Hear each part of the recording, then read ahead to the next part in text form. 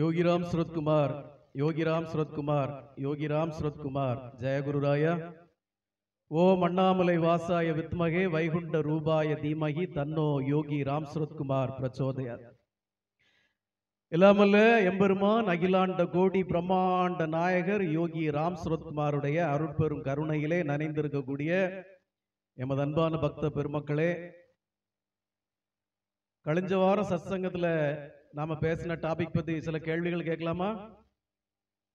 தெரியுமா எல்லாருக்கும்? போன வாரம் என்ன டாபிக் பேசணுமா? ஸ்ரீபிரியா எல்லாத்துக்கும் பதில் சொல்லிடுவான்னு நினைக்கிறேன்.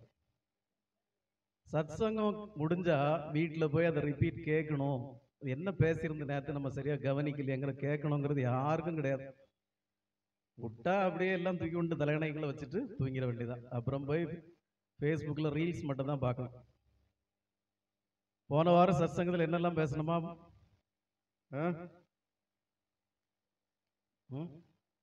எது? Very good. ஒரு கொஞ்சம் ப்ளீஸ்.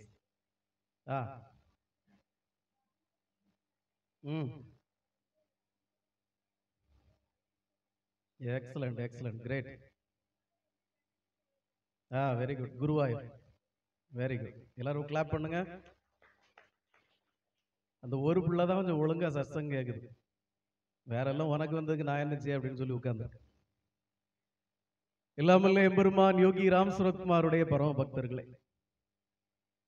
நிறைய பேருக்கு இன்னும் மனசுல என்ன இருக்குன்னா, ஏன் கடவுள் இன்னும் எங்களுக்கு இறங்கல, ஏன் பகவான் இன்னும் எங்களுக்கு இறங்கல, ஏன் பகவான் இன்னும் எங்களை கவனிக்கல, ஏன் பகவான் எனக்கு இன்னும் அருள் புரியல, ஏன் பகவான் என்னோட விஷயத்துல இன்னும் இப்படி இருக்கார்? அப்படி இருக்குல்ல? எல்லாருக்கும் இருக்குல்ல? இருக்குல்ல? ஆமா. இந்த பிரபஞ்சத்தையே படைத்து காப்பவன் அவன். அவன் எங்கேயாவது குற்றம் பண்ணுவானா? எங்கேயாவது குறை பண்ணுவானா? ஒரு சின்ன மண் பானை செய்யறவன் ஒரு சின்ன தப்பு பண்ணிட்டான்னு வைப்போம். பானை என்ன செய்யும்? தண்ணி கசிய ஆரம்பிக்கும், தண்ணி சொட்டு போடும், கொஞ்ச நாள்ல பானை இல்லாம போயிடும். ஒரு சின்ன பானை செய்யற குயவனுக்கே ஒரு சின்ன தப்பு வந்தா பெரும் இழப்பு வருவது போல, இந்த பிரபஞ்சத்தையே படைத்தவன் ஒரு சின்ன தப்பு பண்ணா என்ன ஆகும்? என்ன ஆகும்? எவ்வளவு பெரிய பிரச்சனை ஆகும்? அம்மா, இந்த பிரபஞ்சத்தையே படைத்து காப்பவன் ஒரு சின்ன தப்பு பண்ணா என்ன ஆகுமா? இந்த உலகம் எவ்வளவு பெரிய பேரிழப்பை உண்டு பண்ணும். விளங்கல் இல்ல? எல்லாரும் ஜனங்க எல்லோரும் பகவானை நான் நாமத்தை பாடுறேன், பகவானுக்கு சேவைகள் செய்யறேன், கோயில் கோயிலா போறேன், ஆனா பகவான் எனக்கு இன்னும் கருணை காட்டல, எனக்கு இன்னும் ஹெல்ப் பண்ணல, எனக்கு இன்னும் அருள் புரியல, எனக்கு ஏகப்பட்ட துன்பமா இருக்கு அப்படின்னு எல்லாருக்கும் அந்த பிரச்சனை இருக்குல்ல? இருக்குல்ல? அப்போ உங்க மனசுக்குள்ள நான் வணங்கும் இறைவன் பேரிறைவன், அவன் மிகப்பெரியவன், அவன் ஒரு கணம் கூட தவறிழைக்க மாட்டான். இந்த உலகத்தையும் என்னையும் காத்து படைத்து காத்து அருளக்கூடிய அந்த என்னுடைய ஏக இறைவன் ஒரு கணப்பொழுது கூட தவறு செய்ய மாட்டான். அவன்கிட்ட தவறுக்கே வாய்ப்பில்லை அப்படிங்கிற நம்பிக்கை உங்களுக்கு இல்லை. அதனாலதான் நீங்க எல்லாரும் அவரை குறை சொல்லிக்கிட்டே இருக்கீங்க. அவர் எல்லாரும் குறை சொல்லிட்டு இருக்கீங்க. இப்போ வேற ஒரு மாவட்டத்துல இருந்து ஒரு அம்மா எனக்கு நேத்து போன் பண்ணாங்க. நேத்து நிறைய வாட்டி கூப்பிட்டுருக்காங்க, நான் ஏதோ கவனிக்கல. ராத்திரியும் நிறைய மெசேஜ் எல்லாம் போட்டிருக்காங்க. காலையில சரி என்னம்மா அப்படின்னு கேட்டேன். சாமி, நான் ரொம்ப நாளைக்கு முன்னாடி உங்ககிட்ட பேசியிருந்தேன், ஞாபகம் இருக்கா? தெரியலையம்மா, ஞாபகம் இல்லையே அப்படின்னு. நான் இன்னாராகும் இன்ன ஊர்ல இருந்து பேசுறேன் அப்படின்னு சொன்னாங்க. சரிம்மா சொல்லுங்க, என்ன பிரச்சனை அப்படின்னு. எனக்கு 2 மகள்கள், 2 மகள்களும் மூத்த மகள் திருமணமாகி டிவோர்ஸ் ஆயிடுச்சு. மூத்த மகள் திருமணமாகி டிவோர்ஸ் ஆயிடுச்சு. 2வது மகள், அவளுக்கு லைஃப்ல நிறைய ப்ராப்ளம், எங்ககிட்ட பேசவே மாட்டா. என்கிட்ட பேசி பல வருடங்கள் ஆகுது. ஒரு தாயாகி என்கிட்ட பேசி பல வருடங்கள் ஆகுது. என் மக பேசவே மாட்டேங்கிறான். வயசான காலத்துல எனக்கு இதை விட வேற என்ன துன்பம் இருக்க முடியும்? பெரிய பிள்ளை கல்யாணம் ஆகி டிவோர்ஸ், அவ சங்கடத்துல இருக்கிறார். இளைய பிள்ளை குடும்பத்தில் உள்ள சண்டைகள் பிரச்சனைகள்னால என்கிட்டே பல வருஷமா பேச மாட்டேங்கிறார். என்னுடைய கணவர் படுத்த படுக்கையா இருக்கார். எனக்கு இதை விட துன்பம் என்ன வேணும் சுவாமி? உங்களுடைய சத்சங்கங்களை கேட்டு உங்களுடைய ஃபேஸ்புக் பதிவுகளை பார்த்து நானும் யோகிராம் சுரத்குமார் நாமெல்லாம் சொல்லி பார்க்கிறேன். ஒண்ணுமே நடக்க மாட்டேங்குது சுவாமி. என்ன பண்றேனே தெரியல. ஆனா ஒரு 8-10 மாதங்களுக்கு முன்னாடி முதல்ல உங்களுக்கு ஒரு ஃபோன் பண்ணி, என் இளைய மகன் என்கிட்ட பேசவே மாட்டேங்கிறா சாமி, எனக்கு ரொம்ப துன்பமா இருக்குன்னு ஒரு நாள் புலம்புனேன். ஞாபகம் இருக்கா உங்களுக்கு? அப்படி அம்மா நீங்க புலம்பிருப்பீங்களா இருக்கும், எனக்கு சரியா ஞாபகம் இல்லை. உங்ககிட்ட சொல்லி ஓரிரு மாதங்கள்ல என் மகன் என்கிட்ட பேச ஆரம்பிச்சிட்டா சுவாமி. இப்போ என்கிட்ட இளைய மகன் நல்லா பேசிட்டு இருக்கிறார். சரிம்மா, சந்தோஷம் தானே, வேற என்ன பிரச்சனை அப்படின்னு. இப்போ என்னன்னா, என்னுடைய மூத்த மகள் முதல் கணவனை வேண்டாம்னு சொல்லிட்டு இருந்த மகள் இரண்டாவது ஒருவனோடு காதல் வயப்பட்டு அந்த காதல்ல ரொம்ப நாள் சந்தோஷமா இருந்தா. சரி, அவனை கல்யாணம் பண்ணிட்டா சந்தோஷமா இருக்கட்டும் நான் நினைச்சேன். இப்ப என்ன ஆகி போச்சுன்னா, அந்த பையன் வேற ஒரு பொண்ணை ப்ரப்போஸ் பண்ணிட்டான். இவளுக்கு தாங்க முடியாத துன்பம், விரக்தி, தோல்வி. அவ சென்னையில இருக்கிறா, நாங்க கிராமத்துல ஊர்ல இருக்கிறோம். நான் சாக போறேன் அப்படின்னு சொல்லி ஒரே அழுக. போன் பண்ணா போன் எடுக்க மாட்டேங்கிறா. சரிம்மா, எனக்கு அப்பா படுத்த படுக்கையா இருக்காரு, எனக்கு அவரை விட்டுட்டு உன்னை பார்க்க வர முடியாது, நீ ஊருக்காவது வாடி அம்மா, நான் உன்னை எப்படியாவது நான் தேத்திடுவேன், வாம்மா, நான் ஊருக்கே வரமாட்டேன், உங்க யாரும் எனக்கு பார்க்க இஷ்டம் இல்லை, நான் சாக போறேன், இனி யாரும் என்கிட்ட பேசாதீங்க அப்படின்னு சொல்லி என் மக ஒரே பிரச்சனையா இருக்கா சாமி. என்ன செய்யன்னே தெரியல, என்ன பண்ணனே தெரியல. என் மகா செத்து போயிடுவாளா சாமி? நான் என்ன சொல்ல முடியும் அதுக்கு? என் பொண்ணு ஏன் சாமி இப்படி இருக்கா? எப்படியாவது அந்த பையனுக்கு மனசை மாத்தி என் பொண்ணு அவனே கல்யாணம் பண்ணி சந்தோஷமா இருந்துட்டு போட்டு சுவாமி. அவன் வேற ஒரு மதத்தை சேர்ந்த பையன் தான், ஆனாலும் பிரச்சனை இல்லை. என் மகன் எனக்கு வேணும் சாமி, எடையா செத்துறக்கூடாது, என்கிட்டே வரமாட்டேங்கிறா, எனக்கு இந்த ஊரை விட்டு போகவும் முடியல அவளை காப்பாத்த, நீங்க ஒருத்தர் தான் சுவாமி அபயம் அளிக்கணும்னு ஒரே அழுக. இது பேசி முந்தா நாள் 4 நாள் நினைக்கிறேன் பேசி. நேற்று 2 மணி நேரம் கூப்பிட்டுருக்காங்க. இன்னைக்கு காலையில் நான் திருப்பி கூப்பிட்டப்போ சொன்னாங்க, சாமி என் பொண்ணு ஊருக்கு வந்துட்டா சாமி, என் கூட தான் இருக்கிறா இப்போ, ஆனா ரொம்ப பேச மாட்டேங்கிறா சாமி, வந்து இருக்கா என் கூட. எவ்வளோ பெரிய சந்தோஷம் தெரியுமா சாமி? இப்போதான் என் வயத்துல பால் வாத்த மாதிரி. என் இளைய பொண்ணு ஏற்கனவே பேச ஆரம்பிச்சிட்டா, என் மூத்த பொண்ணு வரவே மாட்டேனவ வந்துட்டா. சாமி, இன்னும் அடுத்த ஒரு வேண்டுதல் இருக்கு. என்ன? என் பொண்ணு என் கூட பேசி எடுத்து நல்லா ஆயிரணும், அவ காதலிச்ச பையன் கூட எப்படியா சேர்ந்துடணும், என் வீட்டுக்காரர் படுத்த படுக்கையா இருக்கிறவர் எப்படியா எழும்பிடணும். சரிம்மா, சந்தோஷம், அதெல்லாம் நடக்கும். என்னவோ தெரியல சாமி, உங்க காதுல நான் சொன்ன உடனே அது கொஞ்சம் கொஞ்சம் நடந்துருது அப்படின்னு அந்த அம்மா ரொம்ப நேரம் பேசிக்கிட்டாங்க. இன்னைக்கு எங்களுக்காக வேண்டுங்க சாமி அப்படின்னாங்க. ஆனாலும் பாருங்க, ஒரு பொழுது கூட இந்த யோகிராம் சுரத்குமார் நாம பிரச்சார குடியில வந்து சாமியை கும்பிடணும்னோ அந்த எண்ணம் எல்லாம் தோண மாட்டேங்குது. அங்க இருந்துகிட்டே உட்கார்ந்த இடத்துல இருந்தே ஃபோன் பண்ணி காரியங்களை சாதிச்சுக்கணும். Most of the peoples like this only now days. எல்லாரும் உட்கார்ந்த இடத்துல இருந்து ஃபோன்லேயே சொல்லி எல்லாம் சரி பண்ணிட்டு அப்படி உட்காந்துக்கணும். அப்புறம் இவ்வளவு சம்பவம் நடந்தனால நான் இனிதான் தப்பா நினைச்சிருவேன்னு சொல்லி, சாமி இந்த பாத பூஜை எல்லாம் பண்றீங்களே, அதுக்கு எவ்வளவு சாமி பணம் தரணும்? பணம் எல்லாம் ஒன்றும் வாங்குறது இல்லைம்மா, எல்லாம் ஃப்ரீ தான். மற்ற இடங்களை போல பாத பூஜை பண்றதுக்கு 5000 கெட்டு, 3000 கெட்டு, 1200 கெட்டு, 2000 கெட்டுன்னு சொல்லி ஒன்றும் பண்றது இல்லை. ஏதோ பகவான் அருட்கிருபையா நம்ம கிட்ட வந்து அமர்ந்திருக்கார், அவருடைய கருணையை எல்லா ஜனங்களுக்கும் வாரி வாரி வழங்கணும். அதுக்காக நம்ம எல்லாருக்கும் ஃப்ரீயா தாம்மா பண்றோம். நீங்க விருப்பப்பட்டா ஒரு பன்னீர் பாட்டிலோ, ஒரு 100 மில்லி பாலோ, கொஞ்சம் பூவோ வேணா வாங்கி கொடுக்கலாம், வேற ஒன்றும் பிரச்சனை இல்லை அப்படின்னு. அப்போ ஒரு நாள் நாங்க கண்டிப்பா வருவோம் சாமி. அடுத்தது பாரு சாமி, சனிக்கிழமை தான் வரணுமோ? மற்ற நாள் வந்தா என்னமா நான் மட்டும்தான் இருப்பேன், உங்களை பார்த்தா போதும் சாமி. எப்படி? என்ன பார்த்தா போதுமா? என்ன பார்த்தா போதுமா? நான் சொன்னேன், என்ன பார்த்து என்ன போகுது? நான் யார்? பகவானுடைய பணியாளன், அவருடைய வேலைக்காரன். ஏதோ என்கிட்ட போன்ல 2-3 பிரச்சனைகளை சொன்னீங்க, அது சரியாயிற்று, அதுக்காக நான் தான் உங்களுக்கு உத்தரவாதியா? அவர்ல உத்தரவாதி. அப்ப இப்போ உங்களுக்கு அவரை வந்து கும்பிடணும்னு எண்ணம் இல்லை, இவர் தானே, இவர்கிட்ட சொன்னா நடந்துருதுல, அப்ப இவரை கும்பிட்டு ஓடிடுவோம். எஸ்கேபிசம். அப்படியே தொட்டு கும்பிட்டு ஓடிடணும், அடுத்த இதுல ஓடிடணும். அப்படி பாருங்க, ஒரு பெற்ற தாய் இவ்வளவு வயதான பிறகு இவ்வளவு பெரிய துன்பங்கள்ல இருந்து பகவான் எளிமையா கை தூக்கி விட்டுருக்காரு. ஆனாலும் நானா இருந்தா அந்த இறைவனுடைய திருப்பாதங்களை அப்படியே பழிக்கடை கிடந்துருவேன். ஆனா அப்படி அந்த ஜனங்களுக்கு பகவானுடைய நாமத்தை பாடணும். அப்புறம் கேக்குது, சாமி இந்த யோகிராம் சுரத்குமார் நாமத்தை சொல்லணுமா எழுதணுமா? எழுதணுமா சொல்லணுமா? சொன்னா நல்லதா எழுதுனா நல்லதா? நான் சொன்னேன், அம்மா மூச்சுக்கு 300 நேரம் நான் அதுதான் பாடிக்கிட்டு இருக்கேன், எனக்கு வேற ஒன்றும் தெரியாது, எனக்கு மூச்சே அதுதான். தூங்குற நேரம் தவிர பாக்கியுள்ள நேரம்லாம் அதுதான் நான் சொல்லிட்டு இருக்கேன், எனக்கு தெரிஞ்சது அவ்வளவுதான் அப்படின்னு. பாப்பா பின்ன ஃப்ரண்ட்ல வா, முன்னாடி வா, இந்த சேர்ல வா வா, எனக்கு தெரிஞ்சு அதாம்மா அப்படின்னு. சரி, அந்த கதையை விட்டுருவோம், நமக்கு எதுக்கு அந்த கதை? உள்ள சத்சங்கத்தை அவங்களும் பார்த்தாலும் பார்க்கலாம். இல்லாமல்லே எம்பெருமான் யோகி ராம் சுரத்குமாருடைய கருணை மழையிலே நனைந்திருக்கக்கூடிய மதன்பான பக்தர்களை, படைத்தவன் ஒருபோதும் தவறு செய்வதில்லை, ஒரு கணமேனும் தவறு செய்வதில்லை. அவங்க ஒரு கண பொழுது தவறு செய்துட்டோம்னா நாம இல்ல, இந்த உலகம் இல்ல, பிரபஞ்சம் இல்லை. படைத்தவன் எவ்வளவு பெரியவன் என்பதை உணர்த்துவதற்காக ஒரு சின்ன உதாரணத்தை மட்டும் நான் சொல்றேன்.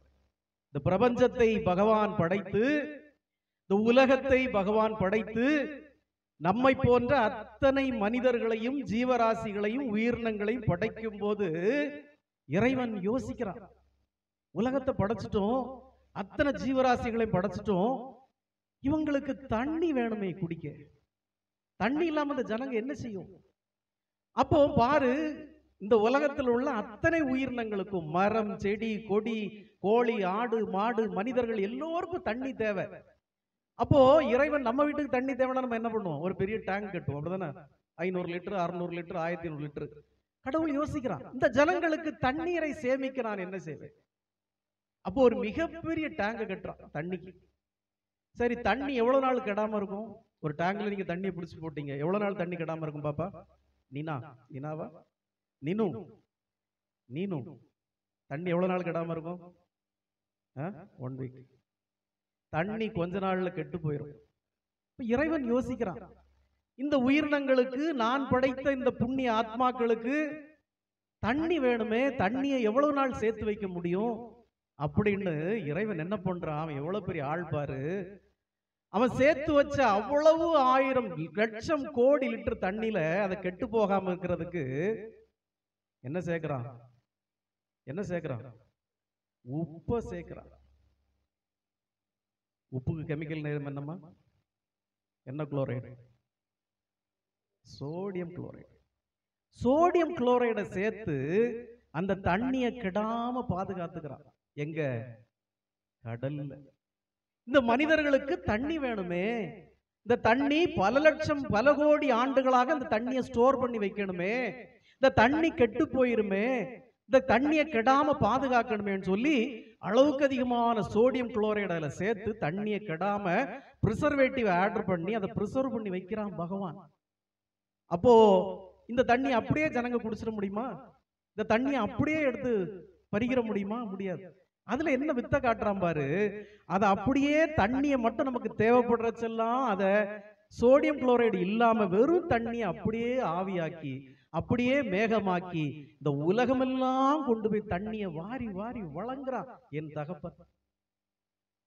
அவன் வாரி வாரி வழங்குற அந்த அருட்பிரசாதமான தீர்த்தத்தை கூட இந்த பாழும் ஜனங்க பாதுகாக்க மாட்டேங்குது, இந்த பாழா போன அரசாங்கம் பாதுகாக்க மாட்டேங்குது.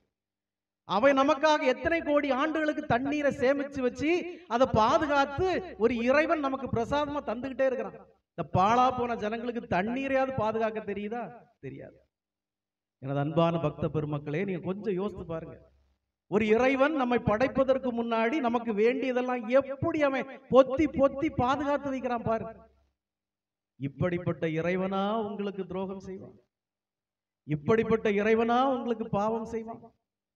இப்படிப்பட்ட ஒரு இறைவனா உங்களை காப்பாத்தாம கைவிடுவான்? ஒரு கணம் யோசித்து பாரு. அப்போ நாம ஏன் துன்பப்படுறோம்? நாம செய்த வினை, நாம செய்த பாவம்.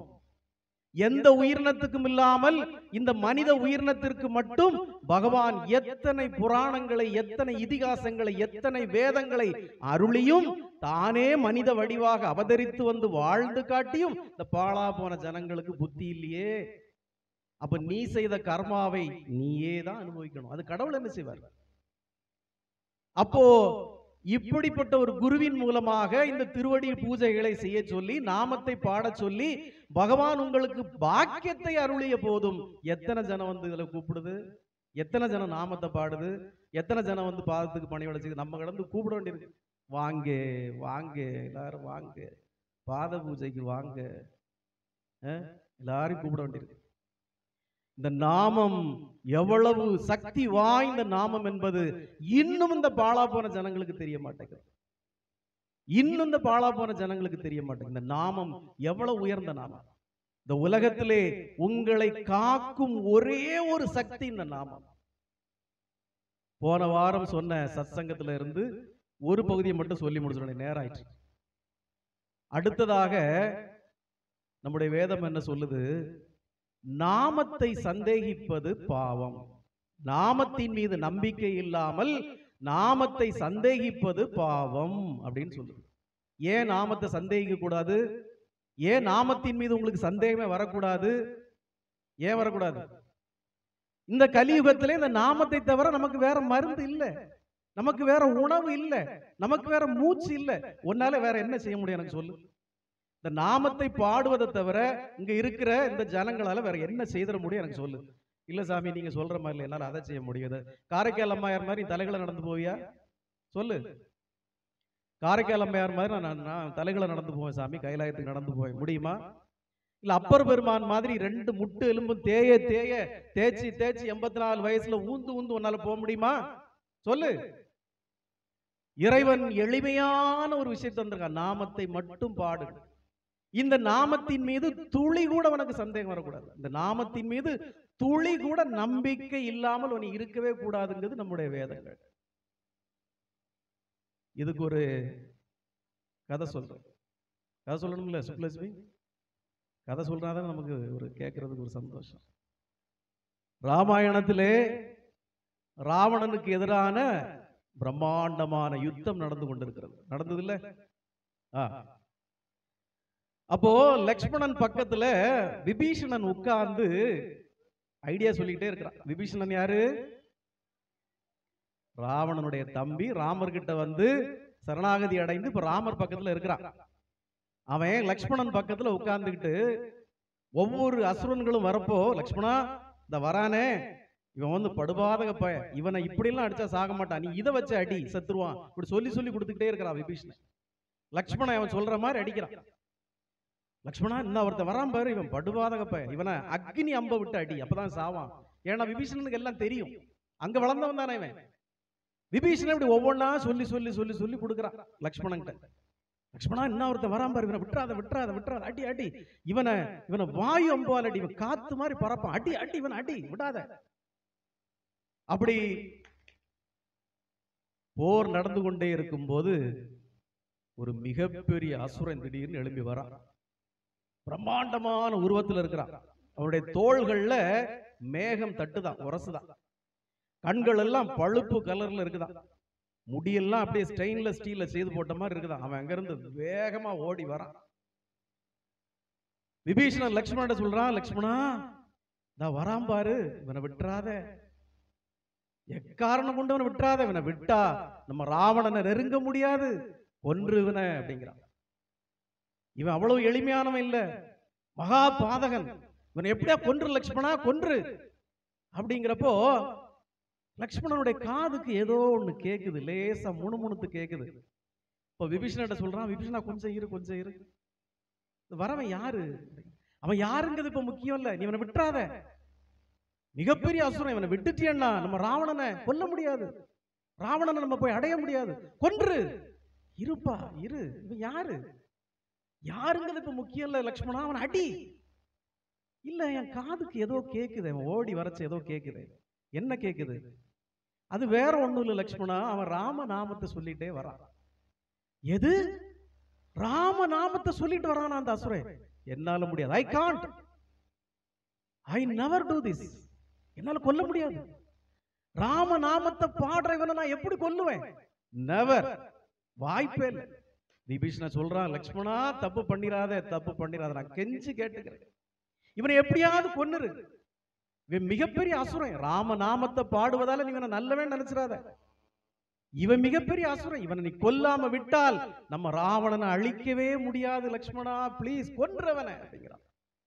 இல்ல விபீஷணா ராம நாமத்தை பாடுபவன் எவனாயிருந்தாலும் என்னால கொல்லவே முடியாது. விபீஷணன் சொல்றான், அப்படியான நான் ஒரு தந்திரம் சொல்றேன். அவன் ராம நாமத்தை பாடிட்டே இருக்கிறான்ல, மூச்சு விடுவதற்காக 2 வினாடிகள் அவன் நிறுத்துவான் ராமநாமத்தை. மூச்சு விடுவான்ல, அந்த மூச்சு விடக்கூடிய கணத்துல இவன் அடிச்சிரு, வேற வழி இல்ல, கொன்று அவனை. லக்ஷ்மணன் யோசிக்கிறான், எப்படியாவது கொல்லணுங்கிறான். ராமநாமத்தை அவன் பாடிட்டே இருக்கிறான், வேற வழி இல்ல.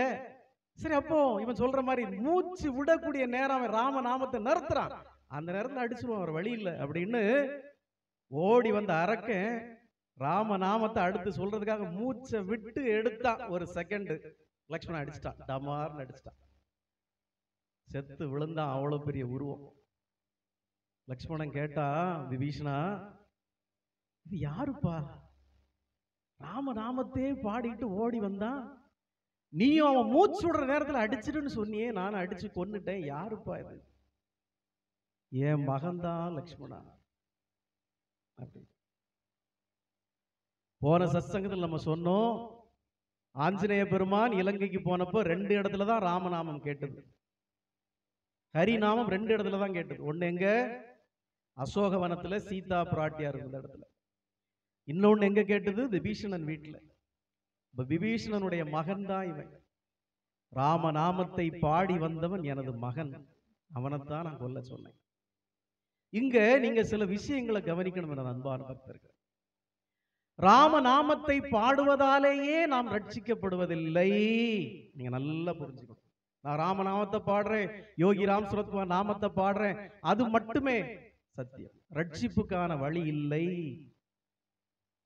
ராமநாமத்தையே நீங்கள் பாடினாலும் அசுரனாக இருந்தால்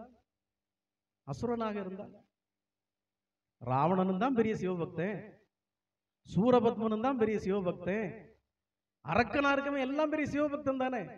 அப்ப என்ன பிரயோஜனம்? நீங்க ராம நாமத்தை பாடுவதாலே, நாமத்தை பாடிக்கொண்டிருப்பதாலே நீங்கள் ரட்சிக்கப்படுவதில்லை. எமது அன்பான பக்த பெருமக்களை உணர்ந்து கொள்ள வேண்டும். நாமத்தை உச்சரிப்பதற்கு, நாமத்தை பாடுவதற்கு நீங்கள் பரிசுத்த ஆத்மாவாக இருக்க வேண்டும். முதலாவதாக பரிசுத்த ஆத்மாவாக இல்லாத பட்சத்தில் பரமாத்மாவே உங்களை ரட்சிக்க முடியாது. அப்போ ராமநாமத்தை பாடிக்கொண்டு இருப்ப வரைக்கும் you are safe, you are safe. பகவான் உன்னை பார்த்துட்டே இருப்பார். எப்ப நிறுத்துறியோ அன்னைக்கு அடி, ஒரே அடி.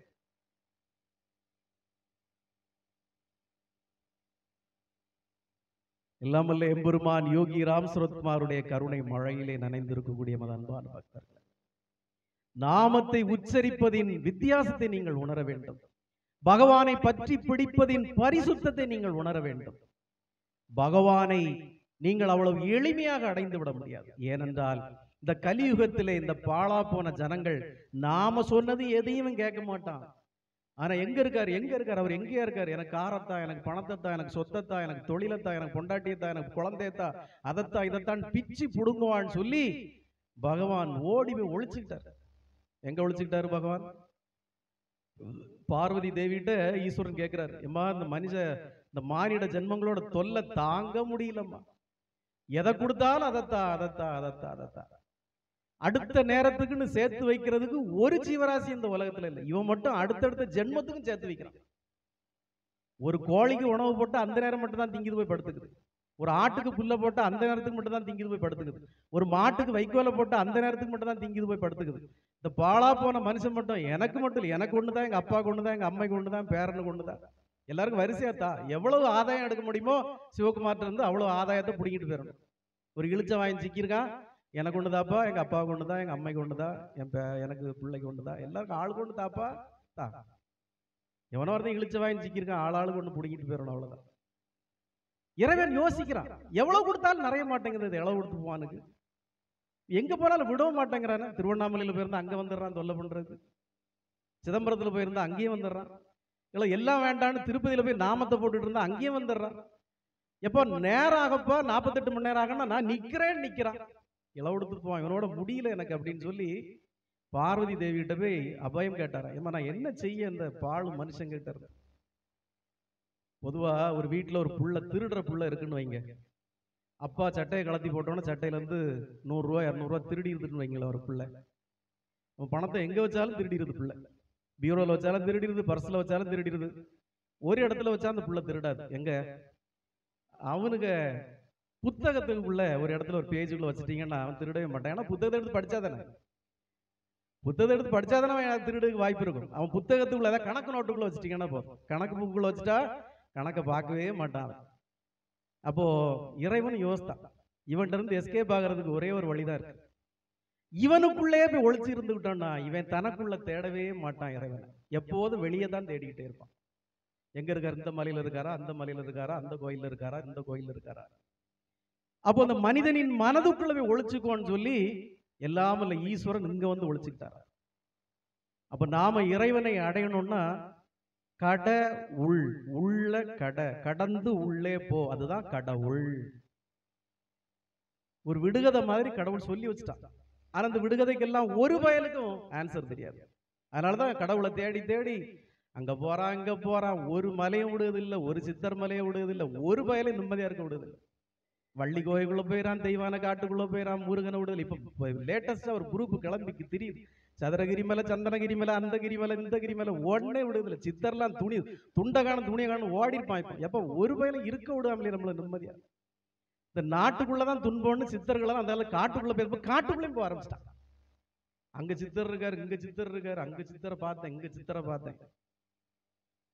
ஒரு இடத்துல நீங்க பார்க்க முடியாதுடா, ஒரு இடத்துல தெரியாது. நீங்க உங்களை பெரிய மத்தவன் சொல்லிக்கிறதுக்கு நான் அங்க பார்த்தேன், இங்க பார்த்தேன், அவர் வந்தாரு, இவர் வந்தாரு, சும்மா கதை விட்டுட்டு தெரியாது. இறைவன் உனக்குள்ளே இருக்கிறார். அதை உணர்ந்து கொண்டதால் சிவகுமார் இந்த இடத்துல இருக்கிறார். அவ்வளவுதான். It's very simple.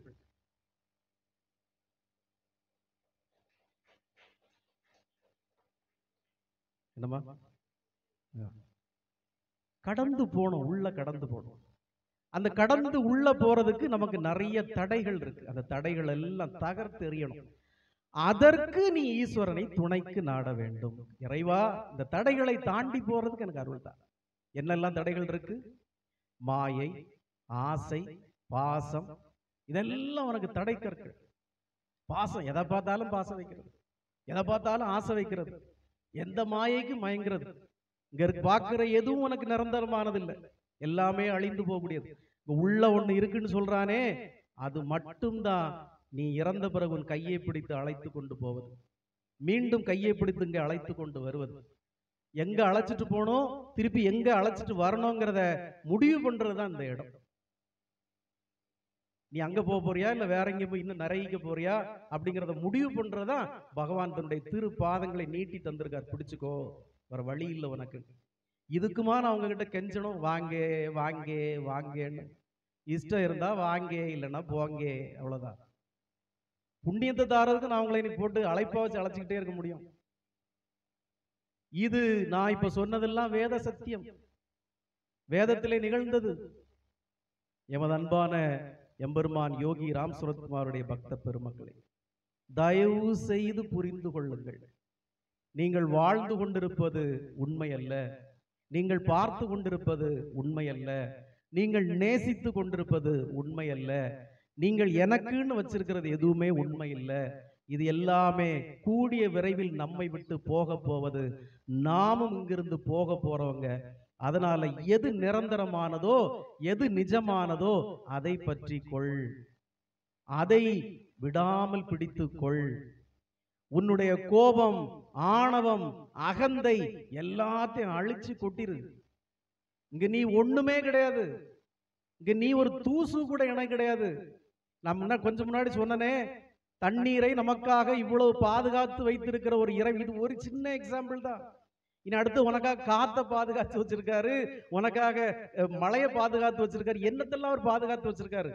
அப்படிப்பட்ட பேரிறைவனை பற்றி பிடிப்பாயா, 10 பைசாக்கு பிரோஜனம் இல்லாததெல்லாம் பத்தி பிடிச்சுக்கிட்டு இருப்பியாரு? சொல்லு.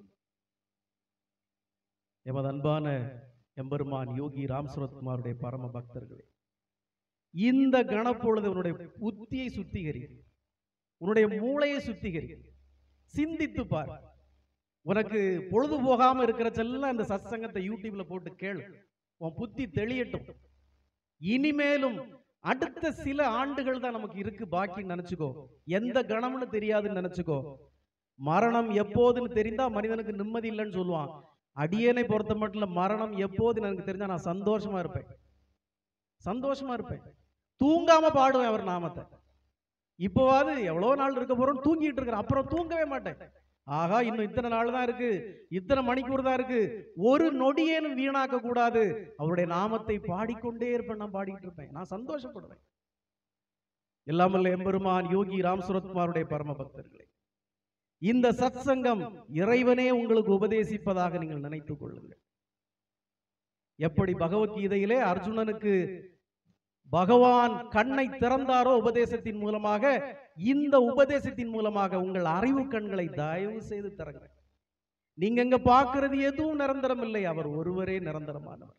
அவருடைய நாமம் மட்டுமே நமக்கு எக்காலத்திற்கும் துணை வருவது. இனியேனும் உங்கள் மாயைகளிலிருந்து விடுதலை பெற்று உங்கள் ஆணவம் அகந்தைகள் எல்லாம் விட்டொழித்து இந்த பாழும் ஜனங்களின் மீது பற்றுதல் வைப்பதை விட்டொழித்து பகவானை மட்டும் பற்றி கொள்ளுங்கள். எந்த நிலையில் உங்களை காத்தருளக்கூடிய ஒரே ஒரு எம்பெருமான், ஏக பரம்பொருள் எம் தந்தை யோகி ராம் சுரத்குமார். என்னை எத்தனை துன்பங்களிலிருந்து, துயரங்களிலிருந்து, வலிகளிலிருந்து காத்து ரட்சிக்கிறார் தெரியுமா அந்த ஏக பரம்பொருள்.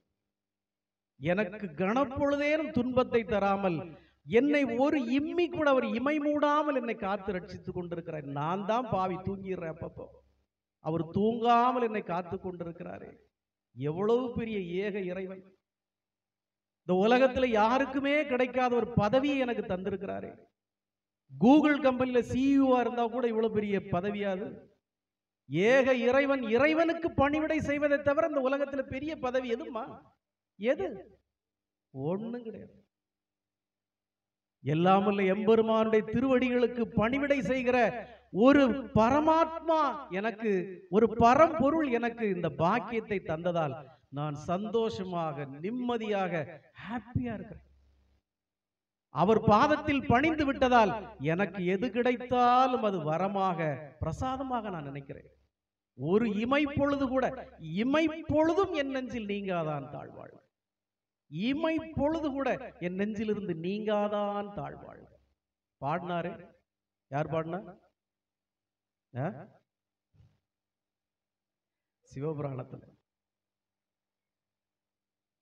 ஏக கருணையால் நிறைந்திருக்கக்கூடிய எமது அன்பான பக்த பெருமக்களே, இந்த பிரபஞ்சத்தை படைத்து உருவாக்கி நமக்காக, இறைவனுக்காக படைச்சார்.